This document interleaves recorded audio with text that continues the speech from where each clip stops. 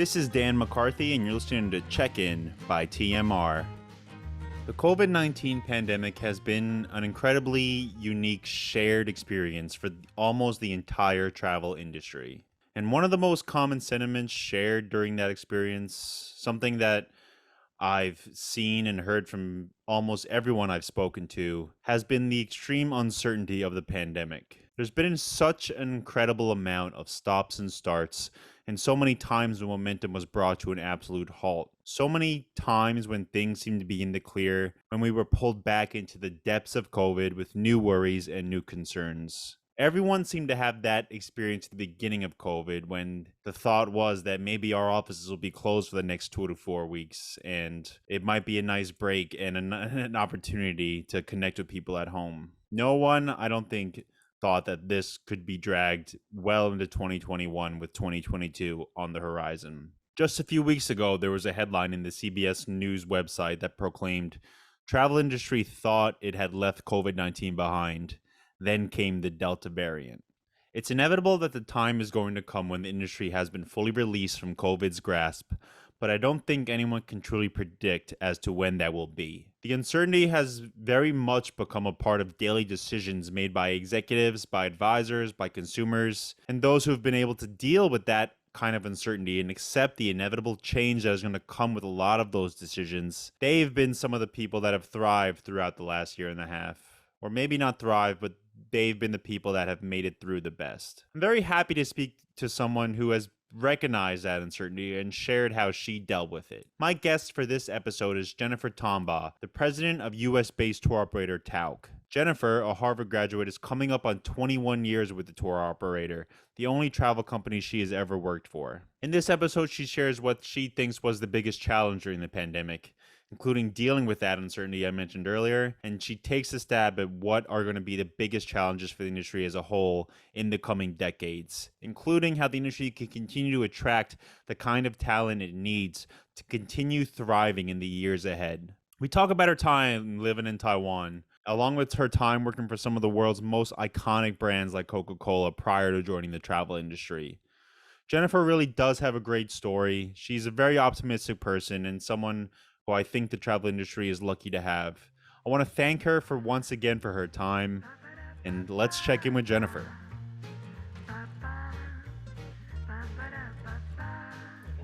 Hi, Dan. Hi, Jennifer.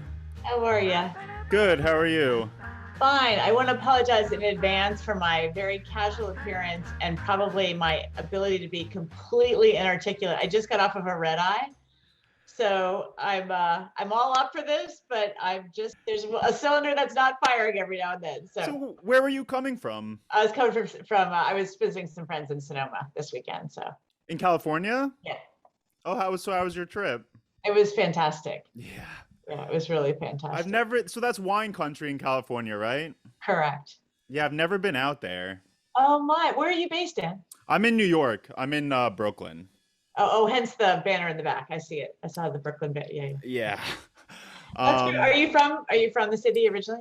I'm from Long Island, and my parents are still out on Long Island, and my sisters and everything. But I'm in this, I guess, technically the city at this point. And you're in Connecticut, correct? Yeah, I'm in New Haven. Okay. Our offices are in Wilton, but I live in New Haven. So. Okay. Yeah, I've been lucky enough to be to San Francisco. And I think I was in LA when I was a very young kid, but I don't really remember much. So I think California is one of the states that I need to get to at some point because it seems like we're one of the iconic states of America, and with all this sort of international travel restrictions, I know the domestic travel sort of gotten a spotlight now. And for me, California is one of those states I feel like I really need to get to. Yeah, no, you definitely do. It was really, really glorious. And last night when we were driving to the airport, it just so happened today's a full moon. So we had a nearly full moon driving over the Golden Gate Bridge on this beautiful night. And it was like one of those pinch me moments. Like, I can't believe this is happening. I mean, it was like so unbelievably beautiful. So anyway, it's worth going to though, certainly. Yeah, well, I want to say I know. Again, you're you're coming off travel, but I do want to thank you for taking the time to talk to me Oh, I'm today. happy to, Yeah. Dan. I don't know how I got on your radar, but if there's anything that I say that can be valuable, I'm really, really happy to. I wanted to ask you about your career because I really, Sure. we might have crossed paths before, but I've never gotten the opportunity to sort of speak with you about your journey in the travel industry. I know you're coming off past now 2 decades with the company with Talk. I'm wondering if you did anything to celebrate those 20 years that when you hit that anniversary, was that a special moment for you? Well, it was a very bittersweet moment. So celebrating 20 years at Tauck was a very bittersweet moment for me. It was May 14th of 2001 that I joined. So that was right before 9/11. And May 14th of this year, we were just coming out of the lockdown and just getting our toe in the water of operations. And so it was sort of a moment of deep reflection, I guess, for me. We certainly weren't throwing a party. I mean, we were, although I was going into the office, our offices weren't all, open yet. And so it was a moment where I paused and felt so grateful to be at Tauck because for me, it's been I have the best job in the world. I just firmly believe that. And I felt so grateful to be at this company, to even through all the pain we've been through in the last 18 months, to be part of the team leading us out of it. Overall, just feeling a lot of pride for what our team has accomplished. It's been a long slog, Yeah. and yet I've seen a resilience. I've always loved the people at Tauck. I've always loved our guests and our advisors, and yet I saw a different side. I think we all saw different sides of each other this last year and a half. And you sort of, at times where there in good times, it's always happy, and you've always, yeah, sure, you might have some conflict every now and then, but when you're down and dealing with a crisis for that long a period of time, you really get to know what people are made of. There were so many times where I just took a step back and said, wow, we have the best of the best. And I am loving how we're able to continue to be resilient and strong and find ways to be creative to work out of this. So it was very situational, I think, because of this year. Mhm. But I think in that way, though, too, it was more meaningful to me than simply, oh, it's the 20th, anniversary, yay, kind of thing. And to be honest with you, I'm sort of middle of the road now at Tauck. Maybe I'm even on the youngin scale. I mean, there are plenty of people who have been at Tauck 30, 35 years.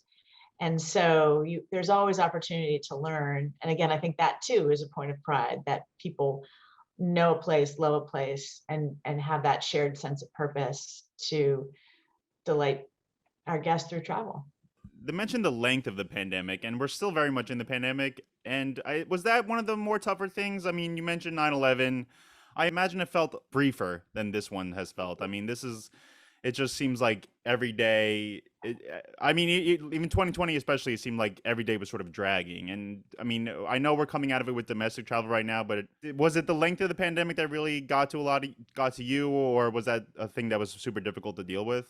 This pandemic, and certainly 2020, was the hardest year of my life, hands down. I think the only other year I would compare it to was 2008 and 9 during the financial crisis, when I had just had my third and fourth child, my twins, and I was taking on a bigger role at Tauck, and it was just physically and emotionally and professionally super challenging. And so I think of that, those sort of, that sort of year and a half, there's really nothing in comparison to the sort of continued uncertainty. So you're right. There was a lot of certainty after 9/11.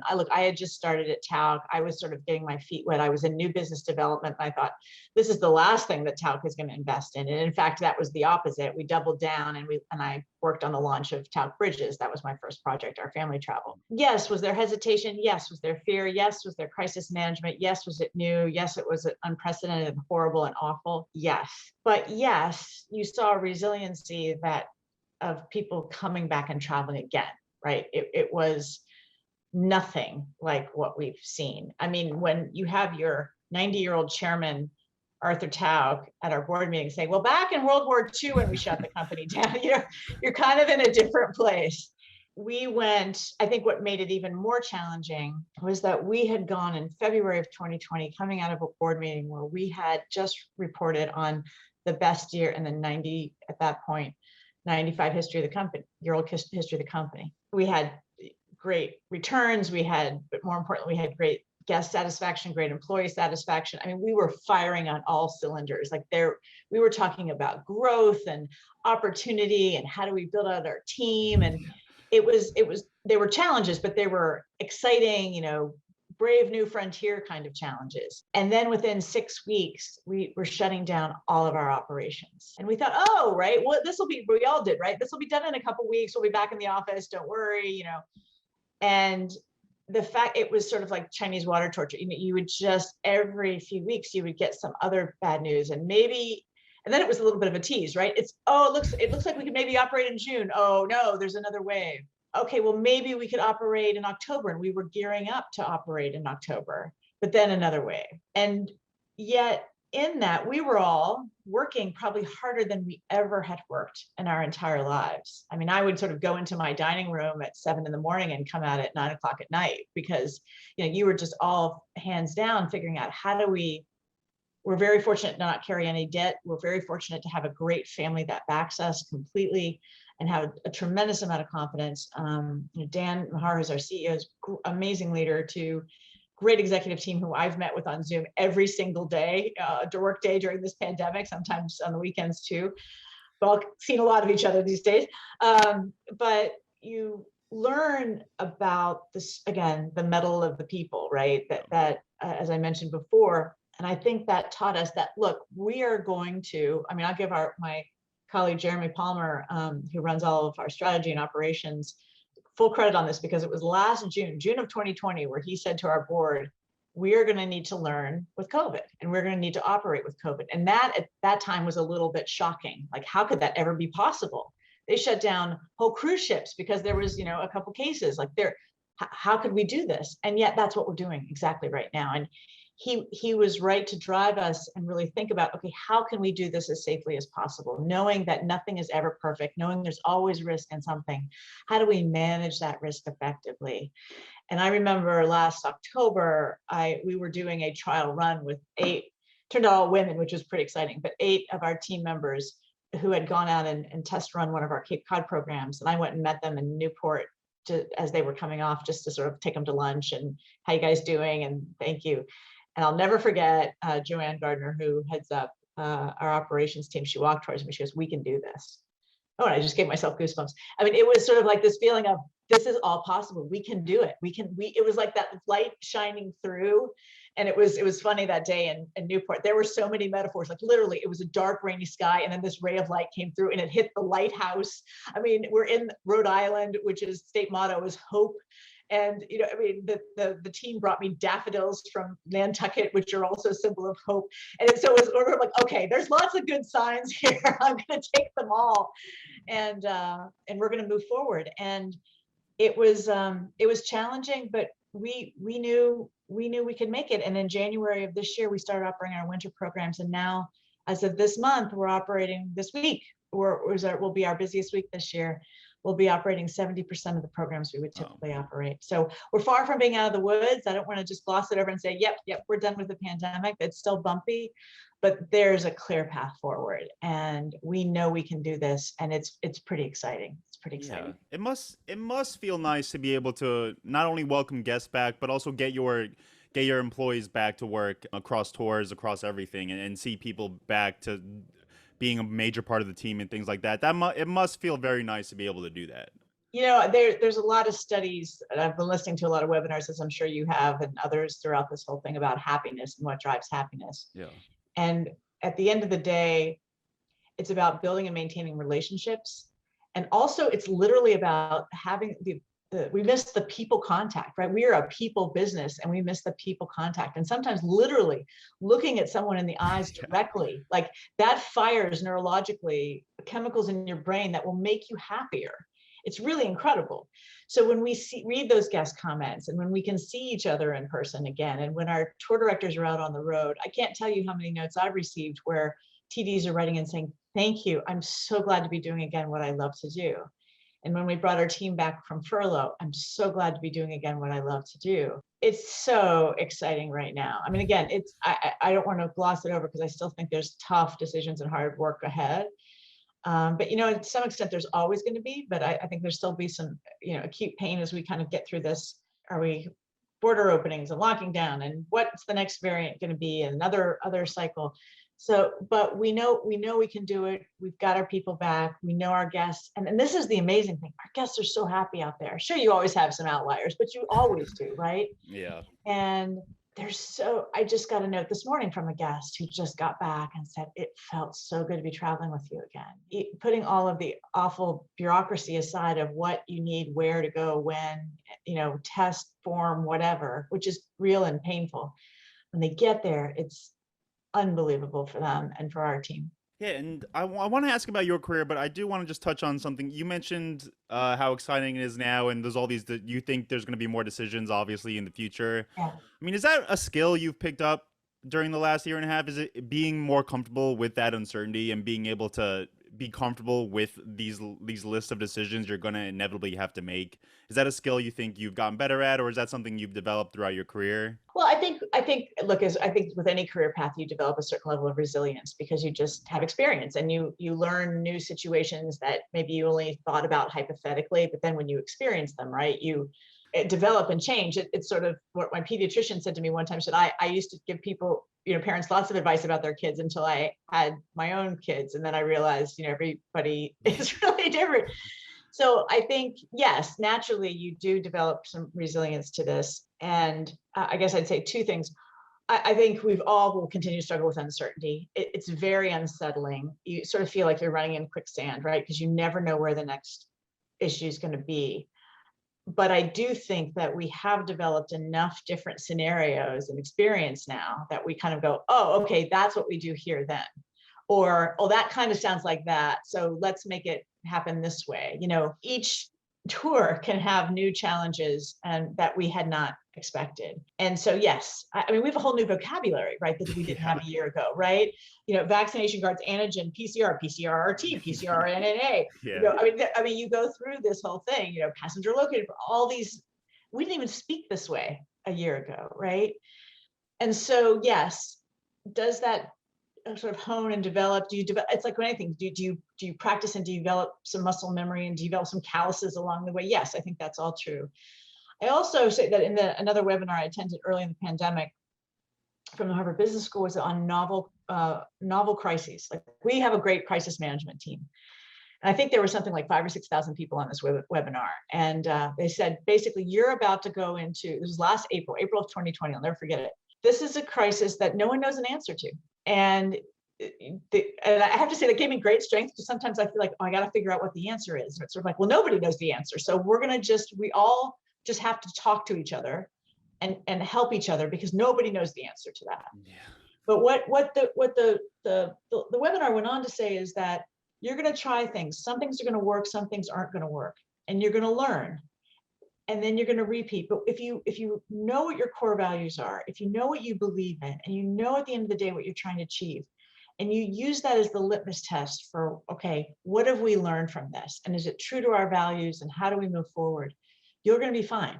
You're going to shepherd it through. And it really has stuck with me, because we have always been, especially as a family company, so core on doing what's right for the guest, making sure we think about the long term, being conservative, building trust, taking care of the brand, taking care of each other. Of course, we had to make tough decisions, because there's only so many dollars in the world, right, that we can work with. But with that reality in place, that guidance did stay our North Star. And I think we've always held true in all of our decisions to our core values of, at the end of the day, we will be operating again. And it's most important that the guests and the patrons who have traveled with us before come back and travel with us again. And we give them reason to do that.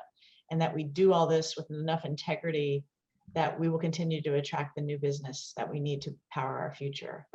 And, the family, I really can't say enough about the Tauck family and how supportive they've all been for everything we've done. And we feel really, really blessed and lucky for that.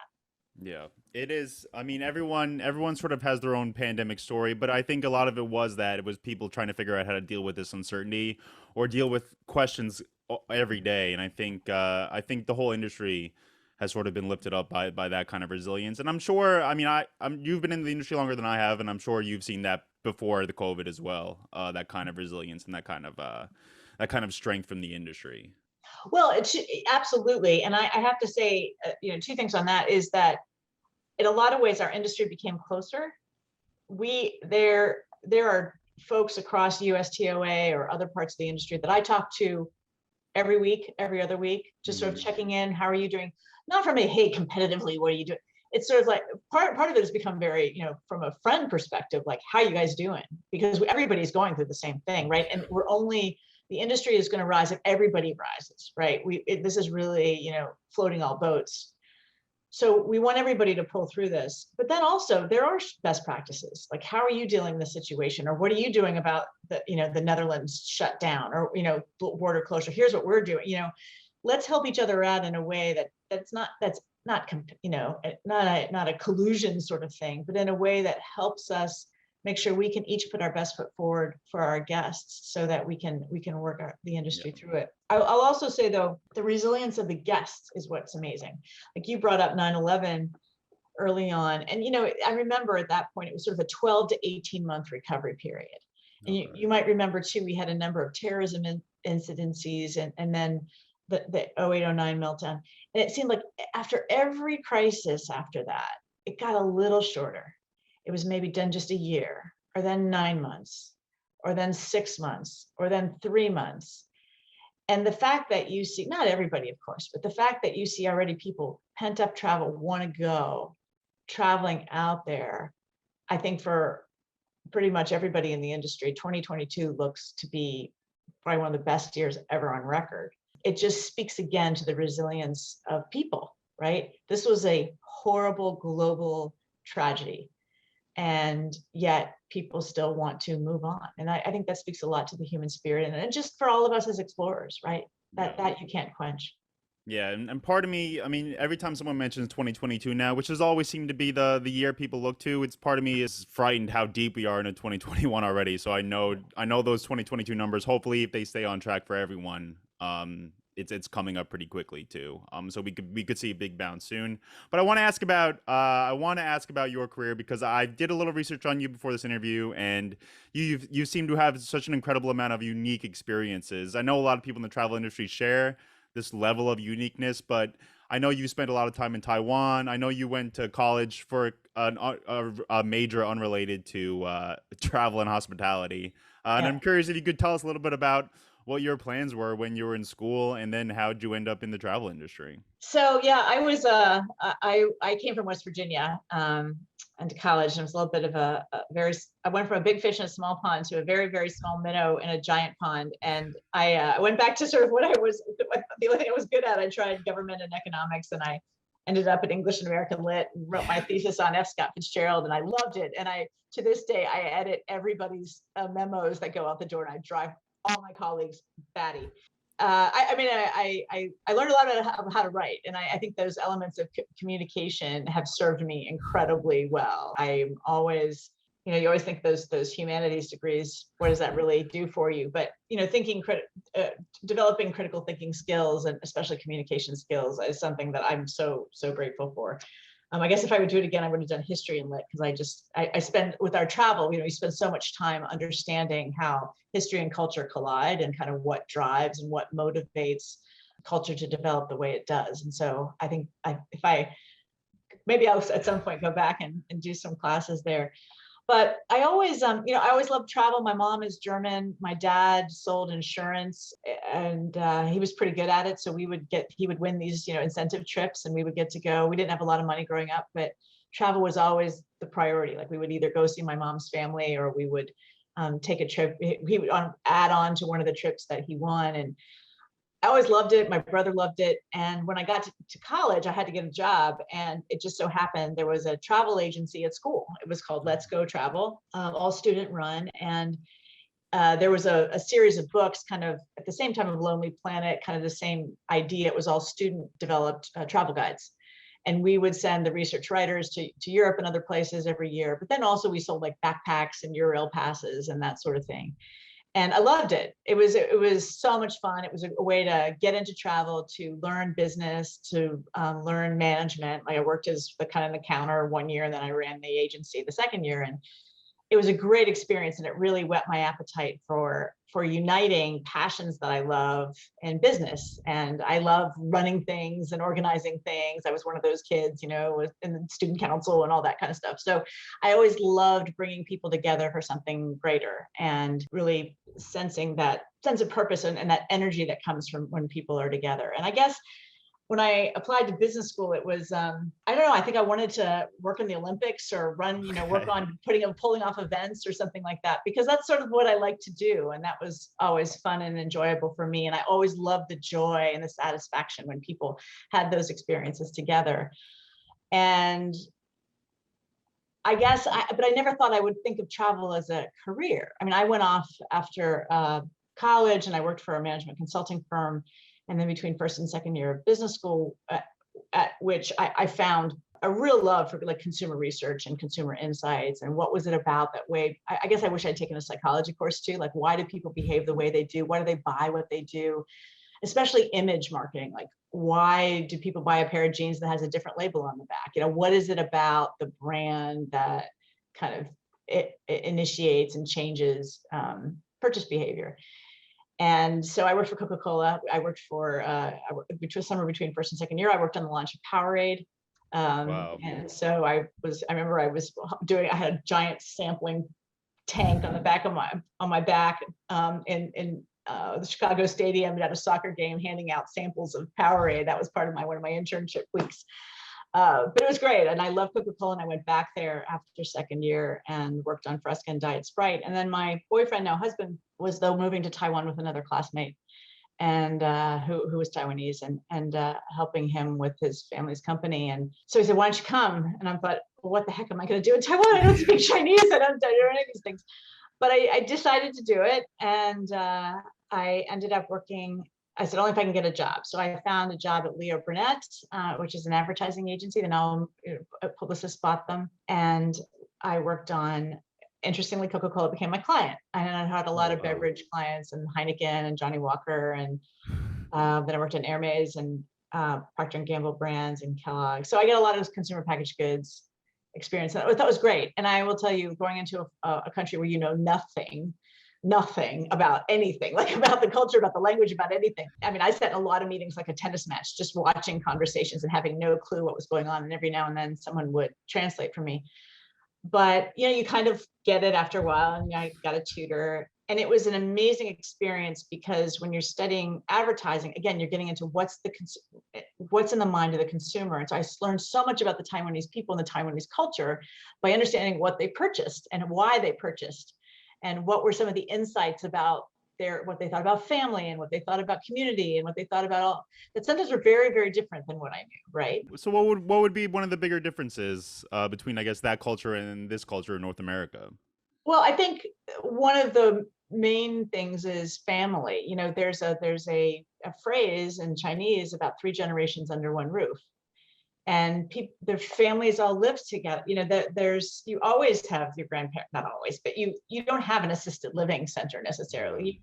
Your family lives with you, right? I mean, and you take care of each other. I think that's a very Asian, not just Taiwan, but overall. And that was really heartwarming, that there was that core cell of community that I think used to exist in the United States, really isn't that prevalent any longer, where you have that kind of bond, right? And then there was just sort of practical, silly things, that getting someone who doesn't drink cold milk, a culture that doesn't have cold things for breakfast in the morning, because they don't feel like that's very healthy. How do you get them to eat cereal in the morning? Yeah. As my boss said, it would be like trying to convince people in West Virginia to have sushi for breakfast. And I'm like, okay, I get it. So you just sort of had to change your thinking and say, okay, well, what's relevant? Not to what I believe in or what do I think that's right, but what's really going on for those consumers. So, but it was a time where it was the .com bubble, and .com was taking off, and we had lots of friends who were doing very well in that whole new burgeoning industry. And we were to the point, after I was there for 3.5 years, my husband was there for 5. And you have to decide as an expat, are you going to stay there forever or do you move on? There's just this, I can't explain exactly when it happens, but you kind of know. Like there's a point where it's either time to move on or it's time to like say, okay, we're all in. And we decided we didn't want to stay. We love Taiwan and I miss it very much, but we didn't want to live in Taiwan for the rest of our lives. So we were backpacking around Asia and we were on the Annapurna circuit in Nepal, and we were in an internet lounge in Kathmandu, came back 3 weeks later, and our account balance before and after were dramatically different because the bubble had burst. And we realized, okay, we probably need to go back and get jobs again. And I thought a lot about, well, what do I really want to do? And my husband ended up with a fuel cell company here in Connecticut. So I always loved travel. So maybe I should do like, I can do beverages again, but I thought I love travel. I've always loved it personally. I love how it makes people feel. I love the people that you meet. I love the ethos about it. Maybe I'll do, adventure travel in Asia. But there was really nothing in Connecticut that had that. And then through networking, I learned about this company, Tauck, and it just so happened that was the year Tauck won World's Best Tour Operator in Travel and Leisure magazine. I'm like, what's this company? So I found a connection to Peter Tauck and then to Dan Mahar, who hired me 20 years ago, who is now our CEO. And it was an incredible experience. I interviewed with a few other travel companies, and all of them, it was a time of roll-ups, and people were talking about exit strategies and financial returns and how do you gain this efficiency. And Peter sat there in my interview, my first interview, with tears running down his face, telling me about when his father, Arthur, who's 90 now, reading comment cards from our guests from the Bugaboos and how life-changing it was for them, and therefore for Arthur, and therefore for the family, and the passion and the belief at Tauck to really delight people through travel, and what are the experiences that we can deliver. And it was, everybody's got their little mission statement on the wall, but I walked out of there going, whoa, this is a different kind of place. And it stayed true to that. It wasn't about, as Arthur always says, if you delight the guest, there'll be a pile of beans at the end. It wasn't about how much money can you squeeze out of the organization. It was about, what do we do that's right by the guest? How can we give the best experience that we possibly can? How do we take care of our people? I mean, yeah, there's always bumps along the way. I don't mean to sound like the land of milk and honey, but it's not always that easy. But if you do that right, you're going to delight our guests. They're going to tell other people, and you build, as Arthur Tauck, the founder, said in 1925, you'll build a following. And you felt that from the moment, from my first interview. And so when I got hired to work on new business development, I said, yeah, this is a pretty special place. And so I said, they may fire me, but I'm not leaving.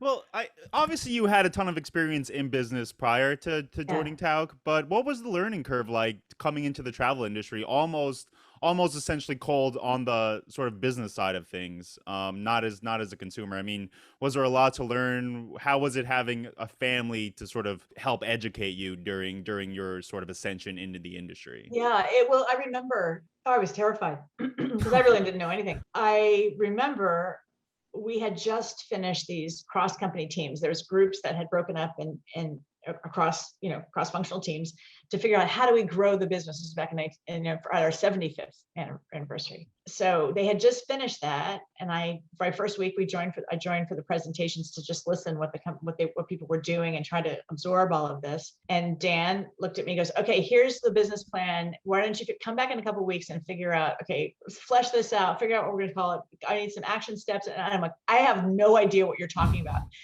So a lot of it was, and I learned this from Coca, my great boss, Jackson Kelly, would say, go down, introduce yourself, and then, ask these questions, set up a meeting, introduce yourself, ask these questions. And that's what I did. I just went around the company. I said, I'm new here. Tell me what you do. Tell me what challenges you have. And so when I worked on this launch of what became Tauck Bridges, I kind of then started to know who to go to, but that was also carving a new path. So you're just sort of figuring it out. But it always is a steep learning curve, right? But I think what is really made it so easy were so many people, again, at Tauck, willing to help teach. I think if you're in the travel business, you've got to have a sense of service. You got to have a sense of service to others, certainly our guests, certainly our advisors, but to each other. And it was how I saw that manifest out. So yeah, there's a steep learning curve, but it was a lot of people willing to help me kind of get on my feet, which forever, I'm always indebted to. So the amount of diverse products that Tauck offers is something I imagine too that can be fairly overwhelming when you're just coming on board, or you're just looking at the company I mean, was that difficult to learn? Is that ever overwhelming for you even now to be able Sure. yeah. Well, when I started, really, we were just primarily a land company. I mean, we did have some small ship programs, Yeah. to be fair, but even just learning all the land programs. I mean, operating a Canyonlands program is very different than operating a program in China or India, right, or Africa. They're different animals and with different needs, and especially now that's true. But so there's that learning curve of just who are all these suppliers, who are all these components, what are all these components, who are the tour directors. So it's absorbing all of that. But over the last 20 years is when you've seen that really acceleration of growth and product diversity. So we really ramped up our small ship cruising investment. We built we found our partners with Skilla and developed our river cruise programs. That's really been in the last 20 years in the robust way that it is now. I worked on the launch of Tauck Bridges, which then was very helpful to help me learn about how is this the same or different than other programs that we offer. So working on the branding and say, what does the Tauck brand stand for? And then what do all these individual sub-brands that are also Tauck related, where do they stand, and what role do they play in the portfolio? It was exciting. I mean, that's the stuff I like to do. I like, Yeah. my background is in brand strategy and strategic thinking, and management anyway. And so that was fun to kind of figure out. But now, I mean, what's hard now is navigating through it. When you have a land program, it's pretty straightforward, right? You have partners and negotiate with them. Everything's variable. When you start getting assets in it like ships, then things get a little bit more complicated, right? And so how do you manage that? How do you manage the partnerships? How do you manage with your partners through the uncertainty? Those are all the things that literally this week at our board meeting we'll be talking about, right? And so is it challenging? Of course it is. But as I said the other day to someone, that diversity is what has made us as successful as we have been now in the last 20 years. That's allowed us to power a growth that we hadn't seen before. We're responding to the consumer market. We know that guests' needs are changing. They want more of that water-based program. We saw the explosion in river cruising. We wanted to seize that. We saw the explosion in family multi-gen travel. We seized that. Small ship cruising, especially now in the wake of, all of this in the wake of COVID, wanting the most smaller groups on our land programs, smaller ships, smaller experiences on our river cruises, that we've all been able to leverage. And so I think the fact that we have choice, it's like any product portfolio, right? Its product portfolio has complexity, but also it diversifies your risk. And so we're really, really grateful to have the diverse platform that we do. Do you think that the group size when it comes to travel, whether it's tours or sailings or anything like that, the group size is the biggest trend right now? You think that's what's going to be driving the industry? Smaller experiences, more intimate experiences? Absolutely. We've said small is big. Again, pre-COVID, this was our mantra, because we already saw people wanting from access, because people want more experiences that they can't do on their own. They want that intimacy of experience, to use your word. They want that the feeling that they can, and frankly, it's a lot easier to operate when you have a smaller group to get that access, right? While certainly our classic size groups enable that too, we had seen that trend, and we had started adding smaller group departures to land. We had built our small ship cruising particularly to have that intimacy. We had built our river cruise programs. We have the best guest to guide ratio in the industry. In other words, we have fewer people. The ship is the ship is the ship. They're all the same size. It's a question of what you do with the inside of it. And we have the fewest number of traveling guests to the highest degree of staff on any river cruise line out there. And so that level of care and service is what people then again start to expect from Tauck. They expect people are choosing us because of the access, because of the tour directors, and that one-on-one relationship, and then about the reputation that we have. And we knew we had to continue to build that out, and that was the way to do it. I think COVID just pushed on the accelerator on that, where once it was maybe over tourism was a big driver and unique access. Now it's sort of, I don't want to be around necessarily all these people. Now, I think that will gradually wane, but I think people are right. We're all getting out there and going, oh, okay, well, it's not so bad being on this plane, on crowded plane again. Or it was a little weird at first, but maybe after I've done it 2 or 3 times, I think it's like anything you get back to doing again, right? But I think that trend will stay. Regardless, because people, as cities come back and things do get busier, people are going to want to go back to the first reason they had it, right? Which is, again, that more intimate, quieter experience. It's a little bit of a balancing act. Some groups are, I know that there's some companies out there that do super small groups. We found that sometimes, there's a certain optimal point where of group size where you have just enough people where it's not too many people that it feels too large, but not too few that if there's a couple folks that maybe you have a different chemistry with, it doesn't feel weird. You know what I mean? Like there's Okay. always that balance when you have a group of, does everybody get along? Sometimes if you hit it out of the park, and sometimes it's like, okay, well, some of the group does and some of the group doesn't. And I think that we've hit on the right size to kind of navigate through that. I know we don't have a ton of time left, but I just have two final questions. You mentioned over tourism.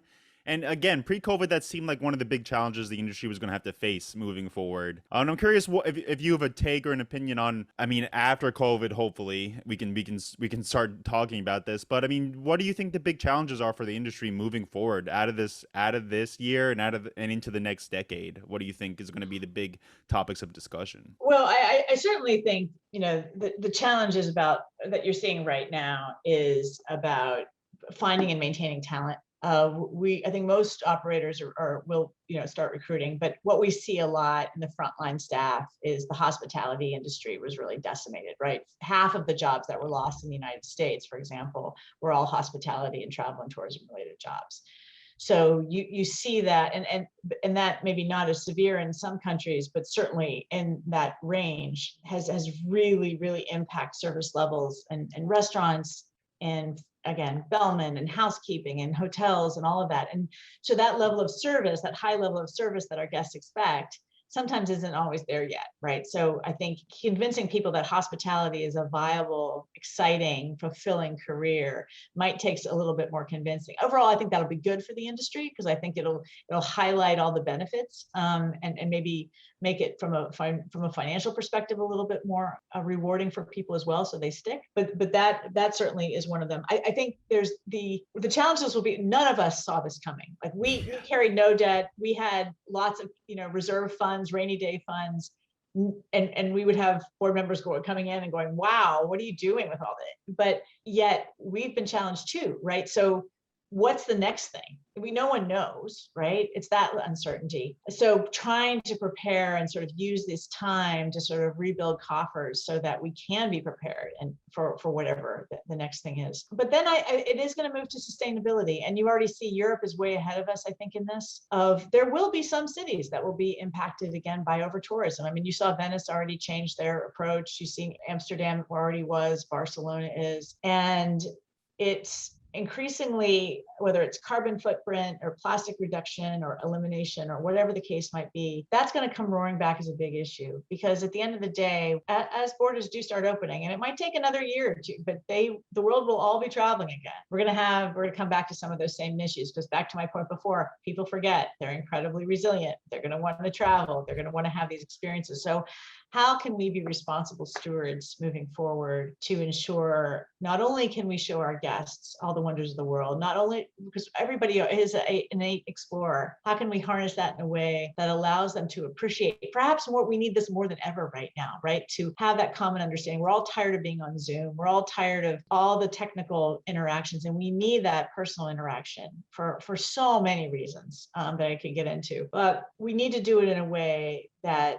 doesn't damage the opportunity for future generations. I mean, you look at the national parks, they have been preserved because they're national parks, right? That you can go there now and you can have pretty much a similar, if not the same experience that you did with different cars or something then, or coaches than 30, 40, 50 years ago, right? Because of the act of preservation. So the role of preservation, culture, sustainability on how are we going to take care of our planet so that we can manage through this. Because I'll tell you, we've had more disruptions from wildfires and flooding this fall than we had from COVID issues. Yeah. Here in New York, Oh, it was awful. it was bad. Yeah. I mean, the images from the flooding from the subway, I mean, or even around my neighborhood here, it Were seemed you to just okay? happen so quickly. We were fine, but Yeah. it was, I mean, you couldn't walk outside, obviously, that night. It was Right. worse in some neighborhoods, so I felt fairly lucky. But yeah, but it seems like we're seeing more stuff that can be categorized as first ever or once in a lifetime just constantly now. And that's a bit of a scary thought. Yeah. So my final question is, and again, I really do appreciate your time, but I Oh, do want to yeah. ask you because you mentioned staffing issues might be a concern going forward, or might be one of the issues that the industry has to tackle. I was going to ask you for advice for people who want to pursue pursue a career in travel and hospitality, but I'm curious if you have any advice or any takes on companies who are trying to recruit people. I mean, how do you go out and find the best talent to come into this industry that is going to need it as it continues to expand once it sort of repairs itself in post COVID? I mean, do you have any advice or any wisdom that you would be willing to share? So wisdom for recruiters, and then wisdom for folks interested in getting in. For recruiters, I mean, I think fortunately or unfortunately, this is the bittersweet part of this time right now, is because there was so much disruption and closures and reduction in staff among tour operators, among cruise lines, among hotel operations, whatever the case might be. I think there's a robust pool out there. I mean, we found like literally, word of mouth, it always is the best way, right? That's just true, I think, for everything, word of mouth referrals. But LinkedIn and Indeed and those sorts of platforms tend to be pretty successful as well. So I think just making sure that you have, maybe this gets now into what people who are getting into the industry want to do, is make sure that your LinkedIn, resume is updated. Make sure that you follow the protocols. Like a lot of people will email me their resume directly. I'm like, please put it on our career site, because enter it there, because that's how we keep everything organized. You do not want me to keep things organized. So it's just understanding the protocols and making sure that you follow up. I would also, so I think for recruiters, it's in our space, I think, I won't say it's easy at all, but I think there's some pretty clear that there might be more talent in that area that we could draw from. I think where it's really hard is for frontline staff. So I think if you're a hotel hiring or restaurants hiring, I mean, I'm sure you see this in New York too. Almost every restaurant you go by, they're hiring help wanted. They want help wanted for staffers, for servers, for line chefs, for housekeeping, for and now with the hotels, with the restaurant staff and hotels. So that, I think we've seen some movement, obviously, with increased minimum wage for some of those, and just we had more flexible, benefits and support for folks. It was realizing that you can get burnout in this pretty easily, and hopefully some of the anger that a lot of these poor people are seeing from just difficult clients or difficult, customers abates, because no one should have to deal with that. I mean, that's just human common courtesy. Like, I don't have a lot of time for irate people in that way. As it relates to people who are wanting to get their search out there, again, LinkedIn, follow, contact the HR departments. I would also say that, like us and many in our industry, at least, I think a lot of the hiring is going to be staged because of the uncertainty. Like, nobody wants to go through what we went through from a staffing perspective a year and a half ago. So it's going to be more gradual. So even though there might not be a position open now, there might be a position open 6 months from now or 9 months from now. So just because someone says no once doesn't mean that the doors are already closed. So I think it's about having enough self-confidence to say, okay, well, it might be just a waiting some time. But at the end of the day, sort of what I said earlier, the advice to people getting in this industry is think really hard. Do you have a passion and a desire to serve others, or do you just like to travel? Because everybody I come, will come walk in the door and not, the first question will be, so how'd you, what interests you in travel? Well, I love to travel. I love the travel space. Don't we all? Well, most people, right? And so what is it about beyond that motivates you? What brings you joy? What brings you satisfaction? And we've always said that the most important asset that we have is our people. And it's this intent, desire to make things better and better still, to make things better for our guests, to help the guest, to help our advisors, to serve. And you have to think really long and hard. Are you that kind of person? Not everybody is, and that's not a bad thing. That's not a judgment call. It's a question of, is this the right industry for you? Because if you don't have that fundamentally, I mean, maybe there's some roles that you could take on that perhaps don't have that intensity or need, but you all are serving each other at the end of the day. And I think it's one of the things that why I love it. I mean, I get tremendous energy from work and from the people I get to interact with, from having conversations like with you, that you meet interesting people and you have interesting conversations and you learn something and you want to help, right? How can we make this better? And there's a supportive nature of this industry that I've not seen in other industries that I've worked in before. And you have to decide if you're that kind of person or not.